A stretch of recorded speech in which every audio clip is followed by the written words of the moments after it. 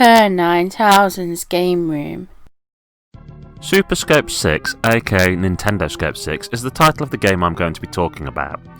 It was the title Nintendo bundled with the Super Scope for the duration of the add-on's life.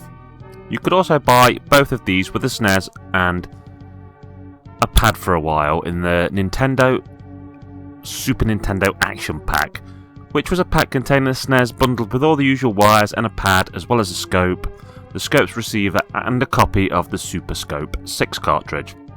As the name suggests, the cartridge contains 6 games that require the Super Scope to play. So back in the day, the only way to have this cart was to have a scope, and without the scope, it is completely useless. Nowadays, you tend to see scopes on their own on sales sites, and carts on their own, and scope receivers, but that is a mix of some people having lost bits and pieces over the years, and some eBayers and other sellers who just love to pull everything to pieces to see if they can get more money by selling every video game thing they can get their hands off piecemeal, just in an attempt to maximise their profits. I won't talk in depth about how I got a hold of the Super Scope. If you're interested in that, then check out my Battle Clash review. But the short version is, I accidentally purchased Battle Clash and then went looking for a Super Scope so I could use it. I got the Super Scope 6 cartridge alongside the scope itself, but when it came to playing the cart, it was a bit of an afterthought. I kind of only bothered trying it out after I'd played a lot of Battle Clash. So, Super Scope 6 was developed by Nintendo Research and Development No. 1 Department, which is most often abbreviated as Nintendo R&D 1, which is Nintendo's oldest video game development team. Its creation coincided with Nintendo's entry into the video game industry. They still kind of exist today within Nintendo. They were moved around and merged with this and that until they became a part of what is now known as the Nintendo Entertainment Planning and Development Division, which itself is commonly abbreviated as Nintendo EPD. And they're currently working on the Switch port of the Wii U game Super Mario 3D World and the added content for it, Bowser's Fury, as well as apparently working on the follow-up to Zelda Breath of the Wild. So I guess you could say that they are still relevant and important. I remember using the scope quite a bit back in the day, but one serious downside was that it drained its 6 batteries very quickly. Okay, so with all of this said, let's move on to the game itself. The Super Scope 6 cart really was essentially a tech demo with 6 minigames on it which existed to try to demonstrate how the Super Scope itself could be used. In honesty though, this cart does some things with the scope that you're never going to see again outside of this collection. You see, true to its name, the Super Scope 6 cart offers you 6 different activities which are broken up into 2 categories. These categories are called Blastress and Laser Blazer. In Blastress you have Blastress A, Blastress B, which are basically 2 different variations of Tetris where you turn the pieces around by shooting them. One is played horizontally and the other is played vertically. One is very much like a sideways Tetris, while the other is a little more like columns. And it is about you making sets of gems the same colour so that they disappear. Now, in all honesty, I did not get that much mileage out of these 2 games. They were decent in principle but didn't feel that fun to play. I'm sure with a little more work and some interesting play elements added, they could have been made into something worthwhile. I found myself just playing them until I got bored. I would sooner they'd been a little harder and faster so that you got through a game quicker but kept going back thinking you could beat your score. The third game in this set is Mole Patrol, which is essentially a light gun version of Whack-A-Mole. This one is a lot more fun. Yes, it might be based on a very old, simple arcade attraction, but I feel that it is pulled off well with a real sense of charm and character added to the proceedings. It starts off easily enough, but in later levels the challenge steadily increases until you need superhuman reflexes just to shoot the little buggers. You also have to avoid hitting pink moles as these will cause everything to go twice as fast. This game is simple, but it's also kind of charming and quite enjoyable in short spurts.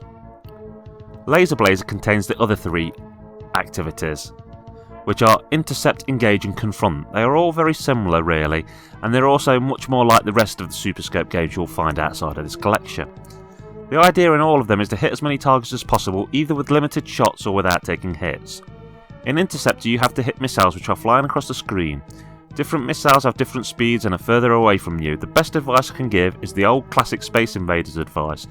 Don't shoot where the object is, shoot where it's going to be by the time your shot will get there. You also can't just shoot a million times like you're in a Rambo movie. You can only have 3 shots on the screen at once before you have to wait for them to recharge, which is not a bad thing as it stops you from just hammering the trigger like a nutter and makes you try to play in a more skilled way. There's a good difficulty curve here. The first levels are just like practice goes, but then as things carry on the challenge slowly ramps up and up. Next is Engage. In this game you're playing in the viewpoint of a flying ship and you're trying to take out enemy ships. It's similar to Intercept, to be honest, except for the fact that the targets are moving away from you instead of sidewards along the screen. You also have to watch out for incoming missiles which are shooting towards you.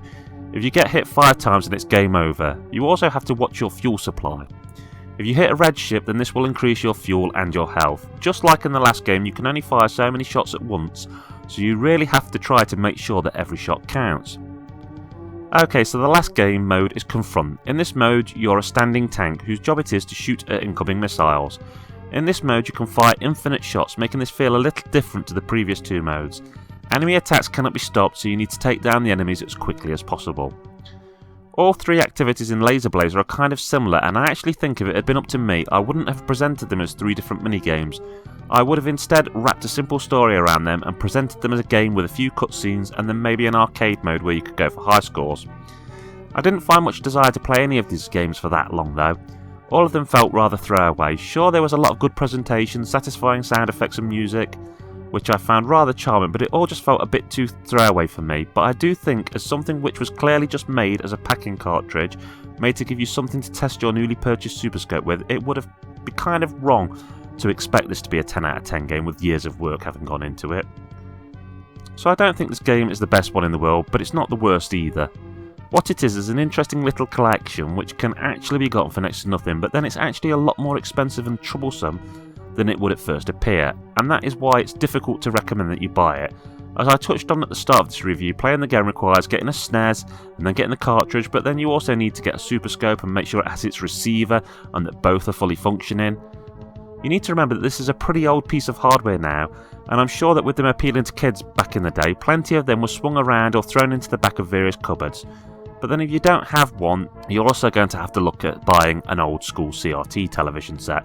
And let's face it, the larger ones of those take up a fair degree of space, and I don't think that a tiny 14-inch one would really provide a great experience. Flat screen TVs do not work with the Super Scope sensor, or any other light gun from that time period really, so let's face it, unless you're a hardcore collector with plenty of room to spare, it's kind of hard to justify getting all the clobber together just to play this one game. Heck, there are only around 12 games available for the Super Scope in total, and not all of them came out in every region. I find it's a real shame that back when Nintendo had the Wii, which was perfect with its Wiimotes for light gun shooters, that they didn't just bung this game and lots of others onto the Virtual Console, as it would have allowed a whole new audience to try them with relative ease. I guess I'd give this collection a 4 out of 10 overall. It really is just a taste of what the hardware could be used to do. It's not without its charm, and they did try to do a few different things, but I just don't think it stood up well to the test of time. I'd recommend that you try it on an emulator using a mouse to control it, which is actually how I recorded the footage for this video. Okay, that's Ker9000 signing off saying keep on gaming.